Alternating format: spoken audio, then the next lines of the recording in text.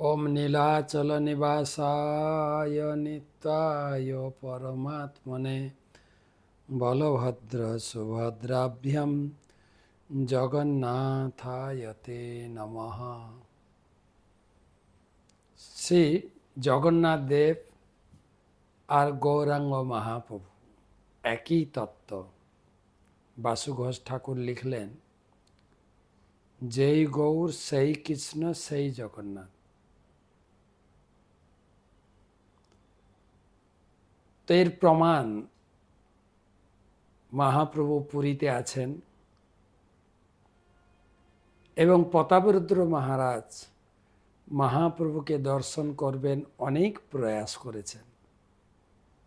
আর মহাপ্রভু বৈরাগ্য বিদ্যা নিজ ভক্তি যোগ, তিনি ভক্তিযোগ বৈরাগ্য রূপ দর্শন, তিনি কোনো বিষয়ী বা সেই ধরনের লোককে তিনি দর্শন দিচ্ছেন না। তাই তিনি রাজ দর্শন করবেন না। রাজা অনেক প্রয়াস করেছেন এবং তার মহাপ্রভুর ভক্তদের সঙ্গেও অনেক অনুনয় বিনয় পত্র পাঠিয়েছেন, কিন্তু মহাপ্রভুর ভক্তরা রাজার হয়ে অনেক প্রয়াস করা সত্ত্বেও মহাপ্রভুকে রাজি করানো যায়নি। যখন ভক্তগণ মহাপ্রভুকে দর্শন করানোর পরিকল্পনা সেরে ভক্তরা বললেন, চৈতন্য মহাপ্রভু যখন তিনি উদ্দণ্ড নৃত্য করবেন, বাদ্যগান হারিয়ে ফেলবেন, সেই সময়টি মহাপ্রভুকে দর্শন করানোর জন্য রাজাকে নিয়ে আসার সর্বোত্তম সময়। কেন মহাপ্রভু জ্ঞানে সজ্ঞানে থাকবেন না। মহাপ্রভু যখন প্রেমর উন্মাদে নৃত্য করছিলেন এবং রাজা তখন একাকী সেখানে একটা কোণে দাঁড়িয়ে মহাপ্রভুর অপূর্ব রূপ দর্শন এবং উপভোগ করতে লাগলেন এবং মহাপ্রভুর সেই কৃষ্ণ প্রেমের বিকার সমূহ শরীরে লক্ষণগুলি প্রকটিত হলো। পুলকিত, রোমাঞ্চ, নয়ন দিয়ে একদম গঙ্গা ধারার মতো জল অশ্রু বর্ষণ হতে লাগলো। মহাপ্রভুর বাদ্যগান লুপ্ত হলো। মহাপ্রভু ভূমিতে গড়াগড়ি দিলেন। মহাপ্রভুর দিব্য দেহ প্রেমন্মত্র নৃত্যের সময় অশ্রু মুখামৃতে বা লালায় সিক্ত হয়েছিল, ধুলায় শরীর ধূসরিত হয়েছিল। রাজার মনে একটু দ্বিধা এসেছিল, এই আবার কেমন লালা, গায়ে ধুলা, এনকি ভগবান, তিনি বুঝে উঠতে পারছিলেন না। ভাই এগুলো কি সত্যি কৃষ্ণ প্রেমের বিকার? মনে একটু সন্দেহ জাগে। কাউকে কিছু বলেননি, সংশয় গোপন রেখে রাজা প্রভুর দর্শনে সন্তুষ্ট অন্তরে প্রাসাদে ফিরে গেলেন। রাত্রে ঘুমিয়েছেন। জগন্নাথ দেব রাজার কাছে এসছেন, কিন্তু ভিন্ন রূপে। কিরকম না, চৈতন্য মহাপ্রভু সন্ন্যাসী রূপে। রাজা তো উপলব্ধি করতে পারলেন না। ধূলি ধূসর কর্দমাক্ত দেহ দর্শন করে রাজার সংশয় উপস্থিত হয়েছিল, কিন্তু জগন্নাথ রাজার প্রতি কৃপা পরবশ হয়ে সত্যতা প্রকাশ করছিলেন। রাজা স্বপ্নে দেখলেন তিনি জগন্নাথ দর্শন করতে গেছেন। জগন্নাথের সর্বাঙ্গ ধুলায় ধূসরিত, তার বিশাল নয়ন, বড় বড় চোখ, নয়নদন থেকে যেন গঙ্গা প্রবাহিত হচ্ছে, তার মুখ হতে লালা খরিত হচ্ছে, সর্বাঙ্গ সিক্ত হচ্ছে। রাজা স্বপ্নে চিন্তা, এ আবার প্রভুর কেমন লীলা, আমি তো বুঝতে পারছি না। রাজা শ্রী জগন্নাথ দেবের চরণ স্পর্শ করে প্রণাম করতে গেলেন। জগন্নাথ সহসা বলে ওঠে, না না না, আমাকে প্রণাম করা তোমার উচিত হবে না, কেননা তোমার দেহ কস্তুরী, কুমকুম, চন্দন, কর্পূরে লিপ্ত, আর আমার দেহ লালা ধুলায় লিপ্ত। সেই জন্য তোমার পক্ষে আমার দেহ স্পর্শ করা উচিত হবে না। আজ তুমি আমার নিত্য দর্শন করতে গিয়ে এই ধুলা লালা এখনো সর্বাঙ্গে লিপ্ত রয়েছে। ধুলা ও লালা আবৃত দেখে তুমি সংশয়ে ক্লেষ্ট হয়েছিলে, এখন দেখো সেই ধুলা লালা এখনো আমার শরীরে রয়েছে। তুমি একজন রাজা, তোমার পক্ষে আমার এমন ধূলিলিপ্ত অঙ্গ স্পর্শ করা কি সমীচীন হবে? ভগবান তো সবাইকে কৃপা করেন না, রাজাকে কৃপা করলেন, রাজাকে দর্শন দিলেন যে আমি চৈতন্যদেব আর জগন্নাথ একই অঙ্গ। আমার নৃত্য দেখে এবং প্রেমে যখন আমি ধুলাতে গড়াগড়ি দিচ্ছিলাম, মুখের লালা, চোখের জল, কাদা মাটি আমার শরীরে দেখে তোমার মনে সন্দেহ জেগেছিল। সত্যি তুমি রাজা, পরিষ্কার পরিচ্ছন্ন, সব কি বলে স্বচ্ছতা, কিন্তু আমার দেহ লালা কাদাতে আমার শরীরটা লিপ্ত হয়েছে। তুমি আমার দেহকে স্পর্শ করো না। এইভাবে জগন্নাথ একটু পিছা সরিয়ে গিয়ে রাজাকে দেখে হাসলেন এবং সঙ্গে সঙ্গে অন্তর্ধান হয়ে গেলেন। কিছুক্ষণ পর রাজার নিদ্রা ভঙ্গ হলো, তখন তার মনে পড়ল এবং কন্দন করতে শুরু করল, হায় হায় হায়, আমি সেই চৈতন্য মহাপ্রভুকে সন্দেহ করেছিলাম যে তিনি কি আদৌ ভগবান। তাহলে এরকম লালা কাদা সব গায়ে লেগে আছে। এখন আমার প্রতি জগন্নাথ কৃপা করে আমার সমস্ত অপরাধ ক্ষমা করে আমার ভুল ভাঙিয়ে দিয়েছেন। ছি, আমি পাপী, আমি অপরাধী। আমি বুঝতে পেরেছি যে চৈতন্যদেব জগন্নাথের শরীরে কোনো ভেদ নেই।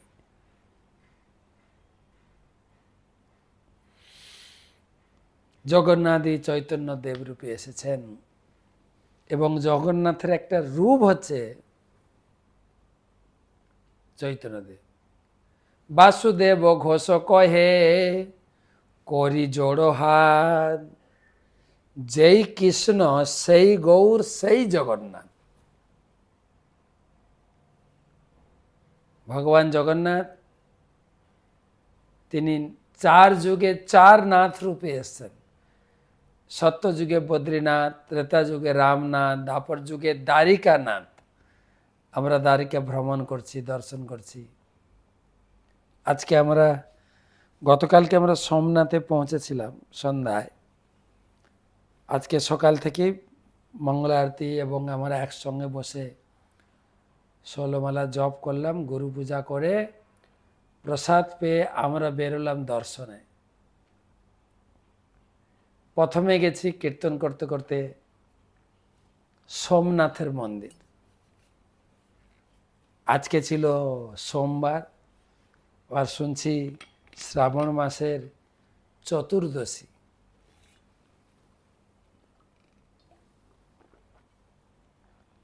কি ভিড় আর কি ভিড়! মন্দিরে এক জায়গায় স্থির হয়ে দাঁড়িয়ে থাকার উপায় নেই। এত লোক রানিং, ঠেলে ফেলে দেবে। 3 ঘন্টা লাইনে দাঁড়িয়েছিলাম। খুব সুন্দর ব্যবস্থা। যদিও সোমনাথের মন্দিরের যে বৈভব অপূর্ব, তো সুন্দর সিকিউরিটি ব্যবস্থা, আমরা অপূর্ব দর্শন। আরেকটা উৎসব ছিল, আমরা ঠিক টাইমে গেছি। 10, 9:30 ঘর থেকে বেরোলাম, কীর্তন করতে করতে এই 15 আধ ঘন্টা লেগেছে। 10টায় পৌঁছালাম। ঠিক 10:30টায় শিবের একটা বড় উৎসব ছিল আজকে, পালকি যাত্রা। পালকিতে করে শিবলিঙ্গ স্বয়ং বেরিয়ে মন্দির চত্বরে সুন্দর কীর্তন, ব্যান্ড পার্টি এবং কি বলা যায়, সে প্যারেড, সিকিউরিটি প্যারেড করে করে শিব ঠাকুরকে নিয়ে ক্যাম্পাস প্রদক্ষিণ করলেন। তো আমরাও সেটা সুযোগ পেলাম। শিব ঠাকুরকে কাঁধে একটু নিলাম, পালকি ছিল, পিছনে 4 জন, 2 জন 2 জন, সামনে 2 জন 2 জন, কাঁধে নিলাম, বইলাম, কীর্তন, নৃত্য। তারপরে সোমনাথ দর্শন, অপূর্ব দর্শন। প্রচুর ভিড়ের মাঝেও যে সুন্দরভাবে সরকারি ব্যবস্থা করেছেন দর্শন করার, সবাই দর্শন করতে পারেন। মহিলাদের আরও বিশেষ ব্যবস্থা, মহিলারা, বাচ্চারা। তারপরে আমরা গেলাম ত্রিবেণী সঙ্গম, সরস্বতী, কপিলা, হিরণ, 3 নদীর সঙ্গম প্লাস সমুদ্র, মোহনা। অতি পবিত্র জায়গা। ভগবান যখন ভগবানের পুত্র শাম্ব একটু বদমাশি করে মুনি ঋষিদের কাছে চালাকি করতে চেয়েছিল, নিজে মেয়ে সেজে একটা লোহার মুসল পেটে রেখে কাপড় দিয়ে বেঁধে শাড়ি ঢাকা দিয়ে বলছে, আমার পেটে ছেলে আছে না মেয়ে আছে বলো তো দেখি তোমাদের, তোমার লাল কাপড় পরে সব যোগী হয়েছ, সত্যি করে বলো আমার পেটে ছেলে আছে না মেয়ে আছে। দুর্বাসা মুনি, তিনি তো খুব তেজিয়ান, আরে মূর্খ, ছেলে মেয়ে কিছু না, তোমার পেটে যেটা আছে ওটাই তোমার যদু বংশের ধ্বংসের কারণ হবে। অভিশাপ দিয়ে দিলেন। তো তো ভগবানের কানে যখন পৌঁছালেন যে এটা ভগবানের প্ল্যান ছিল, ভগবানের বিশেষ প্ল্যান ছিল যে আমি লীলা সম্বরণ করব, এখন যদু বংশদের আগে পাঠিয়ে দিতে হবে।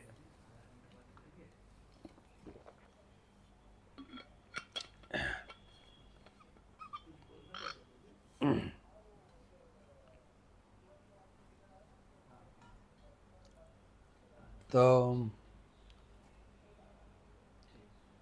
সেই জন্য ভগবান প্ল্যান করেই মুনি ঋষিদের দ্বারা একটা যদু বংশদেরকে ভগবত ধামে ফেরত যাওয়ার জন্য একটা পরিকল্পনা মাত্র। ভগবানের পরিবারকে কে অভিশাপ দিতে পারে?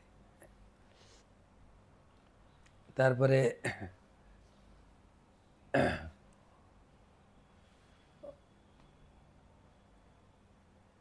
যখনই ভগবান শুনলেন, সঙ্গে সঙ্গে মিটিং ডাকলেন, দিয়ে ঘোষণা করলেন যে আমরা তো অভিশপ্ত হয়ে গেছি, চলো আমরা সবাই একটু তীর্থ করে আসি। তো সমস্ত যদু বংশ, দ্বারকাপুরীর লোকেরা একসঙ্গে এই সঙ্গমস্থলে প্রবাস তীর্থ এখানে আসলেন। এখানে প্রচুর পরিমাণে দান ধ্যান তর্পণ কার্য, শ্রাদ্ধাদি অনুষ্ঠান, যাগ যজ্ঞ ব্রাহ্মণকে দিয়ে করালেন, আর প্রচুর দান দক্ষিণার ভোজন বিতরণ করলেন। শেষে তারা নিজেরা ভোজন করে একটু ড্রিঙ্কও করে ফেললেন, নিজেদের ভিতরে মারামারি করে যদুবংশ পুরো সমাপ্ত হয়ে গেল। তারপরে সেই সেই তীর্থ, প্রবাস তীর্থ, যেখানে ভগবান দান ধ্যান এবং শ্রাদ্ধাদি কার্য করেছিলেন। তারপরে আমরা সেখানে আমরা এক পান্ডাকে ডেকে কথা শুনলাম। পান্ডাকে সবাই দান করলেন, পান্ডার আশীর্বাদ নিলেন, পা ছুঁয়ে প্রণাম করলেন। স্নান তর্পণাদি করে আমরা গেলাম বলরামের অন্তর্ধান স্থান গীতা মন্দির। তো সেখান থেকে আমরা ফিরে এসে প্রসাদ পেলাম। বিকালে ভগবান যেখান থেকে অন্তর্ধান করেছিলেন, ভালকা তীর্থ, ভল্লুক জরা বেদ তাকে তীর দিয়ে ভগবানকে আঘাত করেছিলেন, ভল্লুক তীর্থ থেকে ভালকা তীর্থ, সেটা দর্শন করলাম। ইস্কন সেন্টারে আমরা গিয়ে সন্ধ্যা আরতি, নিত্য কীর্তন, রান্না করে আমরা নিজেরা প্রসাদ পেয়ে এলাম। তো সেই সত্যযুগে বদ্রীনাথ, ত্রেতা যুগে রামনাথ, দাপর যুগে দ্বারিকানাথ, কলি যুগে জগন্নাথ। ভগবান কৃষ্ণের ভিন্ন ভিন্ন যুগে ভিন্ন ভিন্ন তার অবতার। সেই জগন্নাথ তার মহিমা প্রচার করার জন্য মহাপ্রভু এসেছিলেন। তাই মহাপ্রভু জগন্নাথকে পূজা করার, জগন্নাথকে সম্মান করার বিধান প্রদর্শন করেছিলেন। যাই হোক, জগন্নাথ দেব এবং গৌরাঙ্গ মহাপ্রভু একই। আমাদের গতকালকে আমার গুরুদেব ক্লাস দিয়েছিলেন যে বিগ্রহ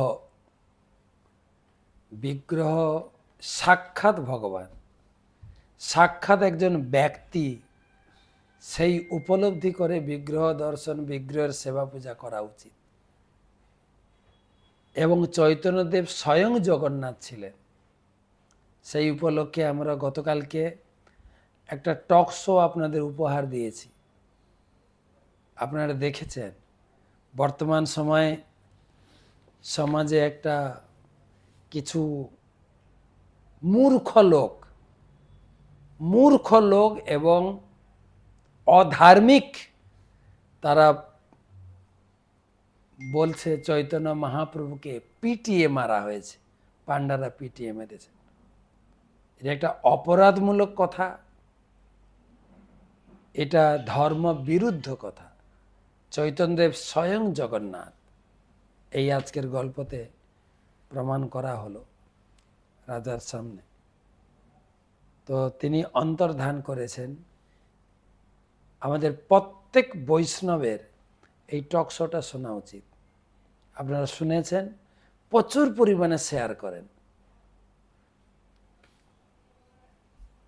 তো যাই হোক, আজকে একটু ভাগবত পাঠ করি। আমাদের পঞ্চম স্কন্ধে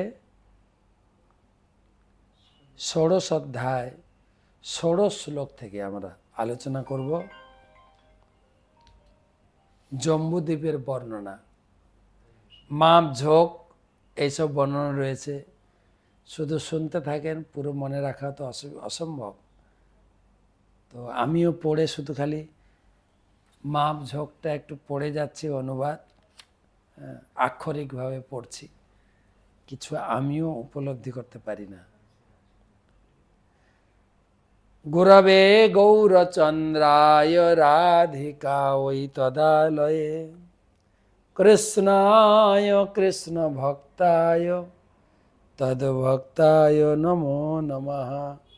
নম ব্রাহ্মণ দেবায় গো ব্রাহ্মণ হিতায় চ জগদ্ধিতায় কৃষ্ণায় গোবিন্দায় নমো নমঃ।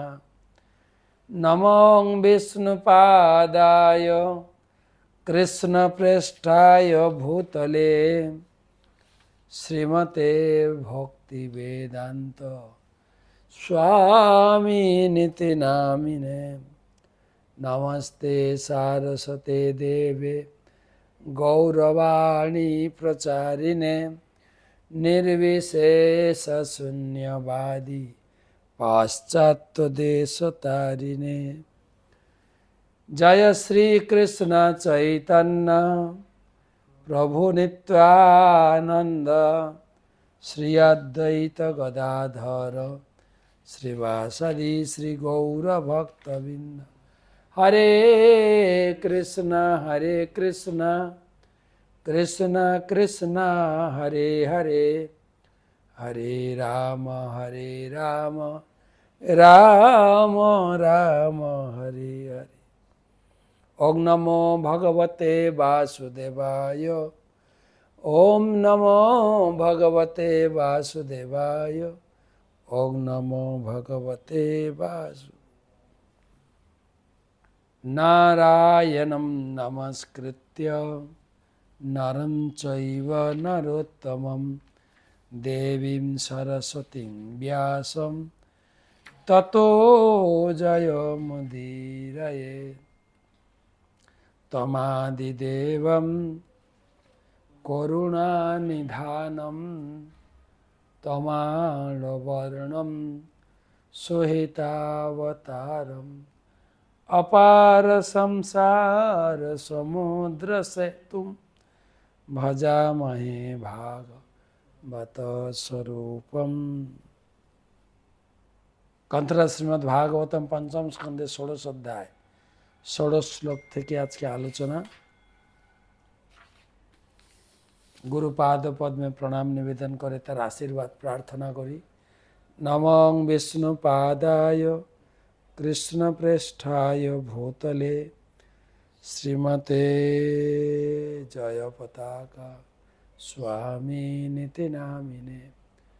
नमो आचार्य पादाय निताय कृपा प्रदायिने, गौर कथा धामदाय नगर ग्राम तारिणे।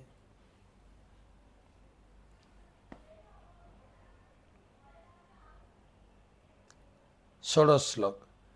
मंदरत्संज्ञ एकादश शतयोजन तुंग देवच्युत शिरस, गिरिशिखर स्थूलानि फलान्यमृतकल्पानि पतन्ति।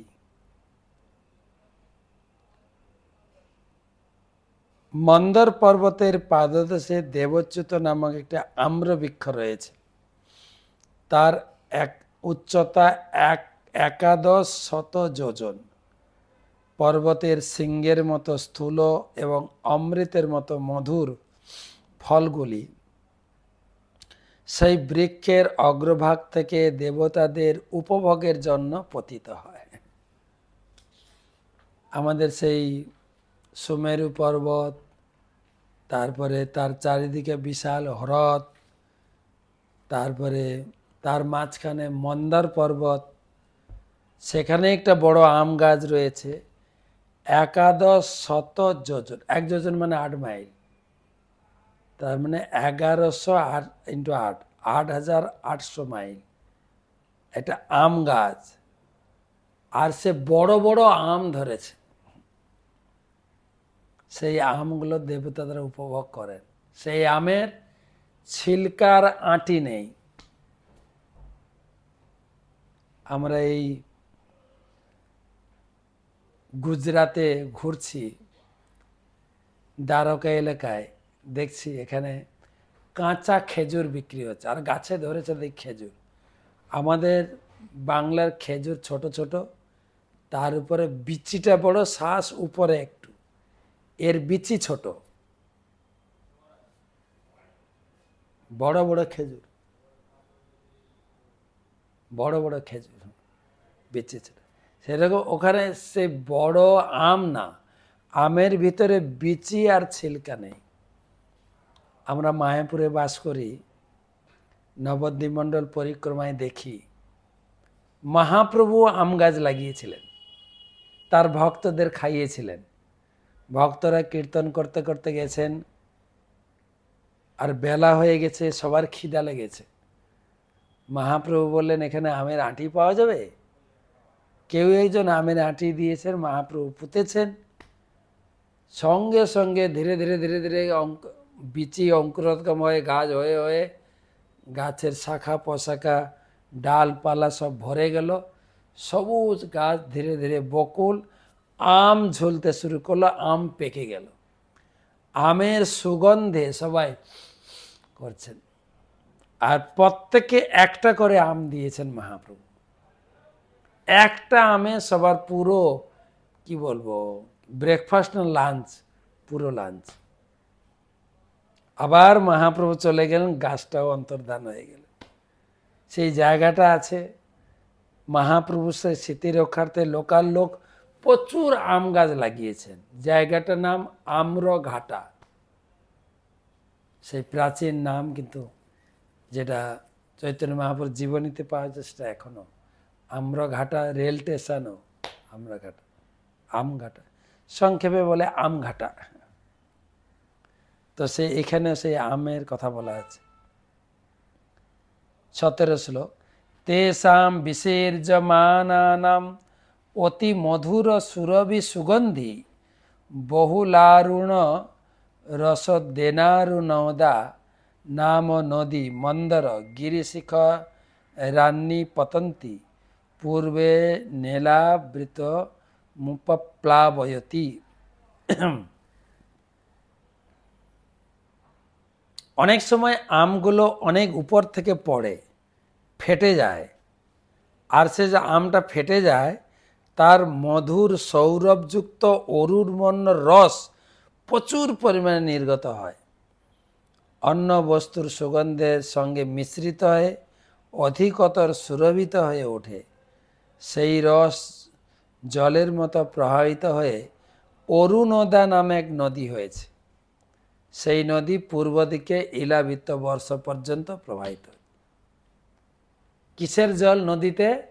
আম রস, কি বলে ফ্রুটি রস। ফ্রুটি, ফ্রুটি তো একটা কেমিক্যাল, আমের ফ্লেভার দেওয়া হয়, ওটা আমের জুস না, ওটা আমের ফ্লেভার দিয়ে, কালার দিয়ে, একটু মিষ্টি দিয়ে পানি। এই একদম এই নদীটা কি নদী? অরুণোদা নদী, আমের রস দিয়ে তৈরি। যদুপযোশনাথ ভাবান্যা অনুচরণীনাম পুণ্যজন বধূনাম অবয়স্পর্শ সুগন্ধ বাত 10 যোজনম সমন্তাদনুবাসয়তি। শিবপত্নী ভবানীর অনুচরে যক্ষদের পুণ্যবতী পত্নীদের দেহ অরুণোদা নদীর জল পান করার ফলে সুরভিত হয়ে ওঠে। বায়ু সেই সৌরভ বহন করার ফলে 10 যোজন পর্যন্ত চতুর্দিক সুরভিত হয়ে ওঠে। সেই নদীর সেই আমরস কারা পান করে? না, পার্বতীর সখীরা। এবং জম্বু ফলানাম অচ্যুত নিপাত বিশীর্ণানাম অস্তি প্রয়াণামবি ভকায় নিভানাম রসেন জম্বু নাম নদী মেরুমন্দর শিখরাত যুত যোজনাথ অবনীতলে নিপতন্তি দক্ষিণাত্মনম যাবদিলাবৃত মুপসন্তয়তি। তেমনি জম্বু বৃক্ষের হস্তি শরীরের মতো বিশাল রসপূর্ণ এবং অতি উচ্চ বীজ সমন্বিত ফলগুলি উচ্চ স্থান থেকে পতিত হওয়ার ফলে বিদীর্ণ হয়। তাদের রস জম্বু নদী থেকে, জম্বু নদী নামক একটা নদী উৎপন্ন হয়েছে। জম্বু নদী মেরু পর্বতের 10 যোজন উচ্চ শিখর দেশে অবনীতলে পতিত হয়ে তার উৎপত্তি স্থান ইলাবত্যের দক্ষিণাংশ থেকে আরম্ভ করে সমগ্র ইলাবৃত বর্ষব্যাপী প্রবাহিত হচ্ছে।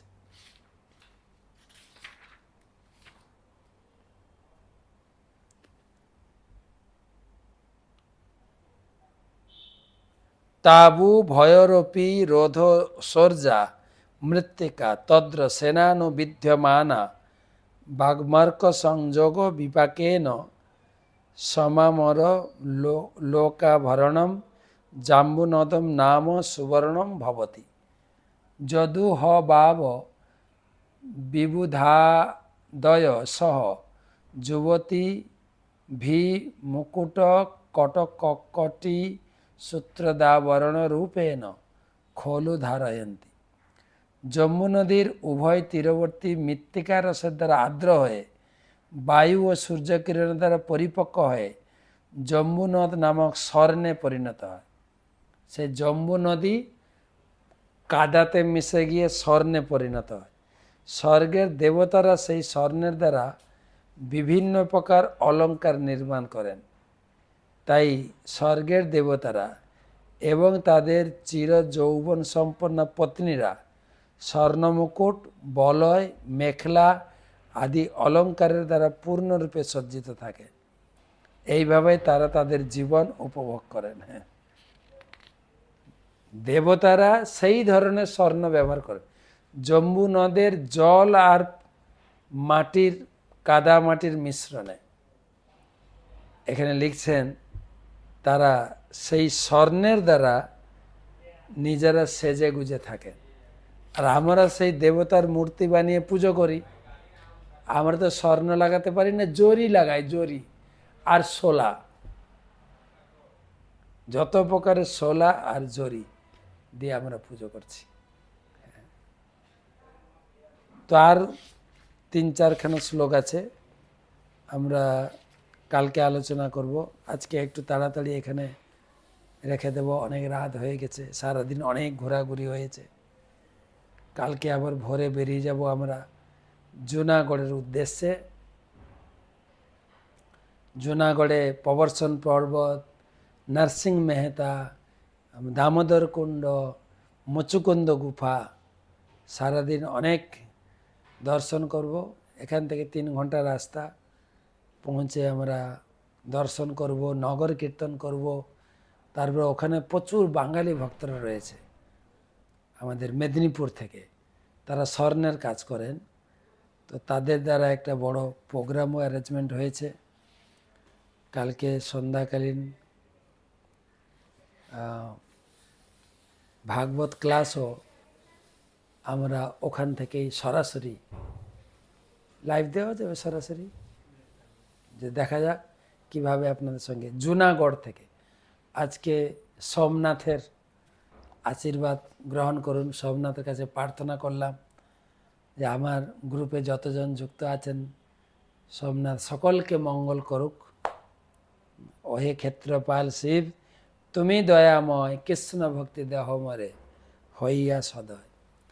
অপূর্ব সুন্দর এই সমস্ত ধাম দর্শন করছি এবং ওয়েদারটা খুব ম্যাচিং হয়েছে, একটু রোদ নেই। হ্যাঁ, সুন্দরভাবে আমরা কীর্তন করছি, হাঁটছি, ঘুরছি। ত্রিবেণী স্নান করলাম, দ্বারিকা স্নান করলাম, গোমতী সঙ্গম, তারপরে গোপী তালাব। কালকে আমরা দামোদর কুণ্ডে স্নান করবো আশা করছি। শুভরাত্রি।